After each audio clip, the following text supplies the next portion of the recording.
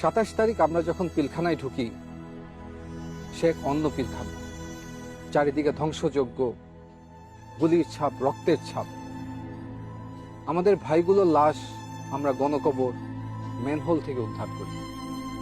লাশগুলো ছিল বিকৃত, সমস্ত বাড়িঘর ছিল জ্বালানো, পোড়ানো, লুটতরাজের চিহ্ন। কিন্তু একটি বাড়ি ছিল একদম অক্ষত। সেটি ছিল 44 রাইফেল ব্যাটালিয়নের অধিনায়ক লেফটেন্যান্ট কর্নেল শামসের বাসা। এই শামসকেই শেখ হাসিনা নিয়ম বহির্ভূতভাবে এসএসএফে তাকে পদোন্নতি দিয়ে কর্নেল পদে নিয়োগ দেওয়া হয়। পরবর্তী তদন্তে দেখা যায় লেফটেন্যান্ট কর্নেল শামস 25 এবং 26 তারিখ দুবার পিলখানা থেকে বের হয়ে যমুনা গিয়েছিল এবং যমুনা থেকে আবার পিলখানাতে এসেছিল।